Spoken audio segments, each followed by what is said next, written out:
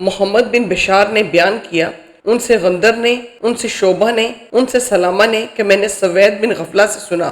انہوں نے بیان کیا کہ میں نے ابی بن کعب رضی اللہ عنہ سے ملاقات کی تو انہوں نے کہا کہ میں نے 100 دینار کی ایک تھیلی کے راستے میں پڑی ہوئی پائی، میں اسے رسول اللہ صلی اللہ علیہ وسلم کی خدمت میں لایا تو آپ نے فرمایا کہ 1 سال تک اس کا اعلان کرتا رہے۔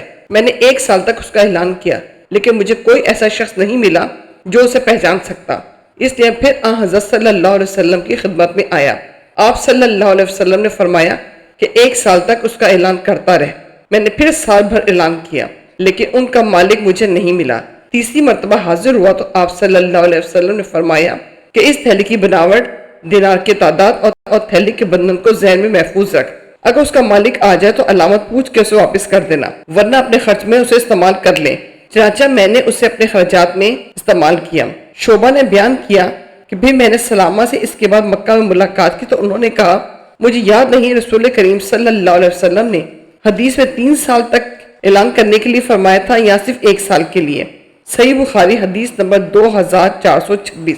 عبد الرحمن بن مہدی نے بیان کیا، کہا ہم سے سفیان نے، ان سے ربیہ نے، ان سے مبس کے غلام یزید نے، ان سے زید بن خالد جہنی رضی اللہ عنہ نے کہ نبی کریم صلی اللہ علیہ وسلم کی خدمت میں ایک دیہاتی حاضر ہوا اور راستے میں پڑی ہوئی کسی چیز کو اٹھانے کے بارے میں آپ صلی اللہ علیہ وسلم سے سوال کیا۔ آپ نے ان سے فرمایا کہ 1 سال تک اس کا اعلان کرتا رہے، پھر اس کے برتن کی بناوٹ اور اس کے بندھن کو ذہن میں رکھ۔ اگر کوئی ایسا شخص آئے جو اس کی نشانیاں ٹھیک ٹھیک بتا دے تو اسے اس کا مال واپس کر دے، ورنہ اپنی ضروریات میں خرچ کر۔ صحابی نے پوچھا یا رسول اللہ، ایسی بکری کا کیا کیا جائے جس کے مالک کا پتہ نہ ہو؟ آپ نے فرمایا وہ یا تو تمہاری ہوگی یا تمہارے بھائی مالک کو مل جائے گی یا پھر بھیڑیے کا لقمہ بنے گی۔ صحابی نے پھر پوچھا اور اس اونٹ کا کیا کیا جائے جو راستہ بھول گیا ہو؟ اس پر رسول کریم صلی اللہ علیہ وسلم کے چہرہ مبارک کا رنگ بدل گیا۔ آپ نے فرمایا تم میں اس سے کیا مطلب؟ اس کے ساتھ خود اس کے کھر ہیں جن سے وہ چلے گا، اس کا مشکیزہ ہے، پانی پر خود پہنچ جائے گا، درخت کے پتے خود کھا لے گا۔ صحیح بخاری حدیث نمبر 2427۔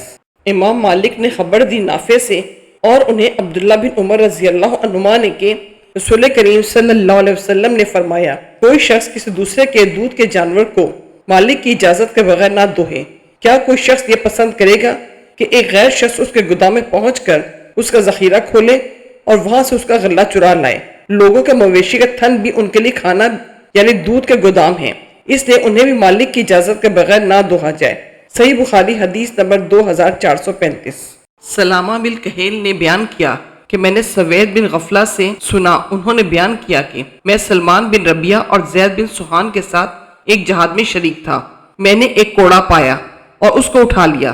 دونوں میں سے ایک نے مجھ سے کہا کہ اسے پھینک دے۔ میں نے کہا کہ ممکن ہے مجھے اس کا مالک مل جائے تو اس کو دے دوں گا، ورنہ خود اس سے نفع اٹھاؤں گا۔ جہاز سے واپس ہونے کے بعد ہم نے حج کیا۔ جب میں مدینے گیا تو میں نے ابی بن کعب رضی اللہ عنہ سے اس کے بارے میں پوچھا۔ انہوں نے بتلایا کہ نبی کریم صلی اللہ علیہ وسلم کے زمانے میں مجھ کو ایک تھیلی مل گئی تھی جس میں 100 دینار تھے۔ میں اسے لے کر حضرت صلی اللہ علیہ وسلم کی خدمت میں گیا۔ آپ نے فرمایا کہ 1 سال تک اس کا اعلان کرتا رہ۔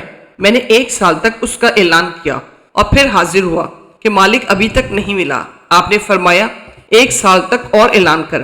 میں نے 1 سال تک اس کا پھر اعلان کیا اور حاضر خدمت ہوا۔ اس مرتبہ بھی آپ نے فرمایا کہ 1 سال تک اس کا پھر اعلان کر۔ میں نے پھر 1 سال تک اعلان کیا اور جب چوتھی مرتبہ حاضر ہوا تو آپ صلی اللہ علیہ وسلم نے فرمایا کہ رقم کے عدد، تھیلی کا بندھن اور اس کی ساخت کو خیال میں رکھ۔ اگر اس کا مالک مل جائے تو اسے دے دے، ورنہ اسے اپنی ضروریات میں خرچ کر۔ ہم سے عبدان نے بیان کیا کہ کہا کہ مجھے میرے باپ نے خبر دی شعبہ سے اور انہیں سلامہ نے یہی حدیث۔ شعبہ نے بیان کیا پھر اس کے بعد میں مکہ میں سلامہ سے ملا تو انہوں نے کہا کہ مجھے خیال نہیں اس حدیث میں سوید نے 3 سال تک بتلانے کا ذکر کیا تھا یا 1 سال کا۔ صحیح بخاری حدیث نمبر 2437۔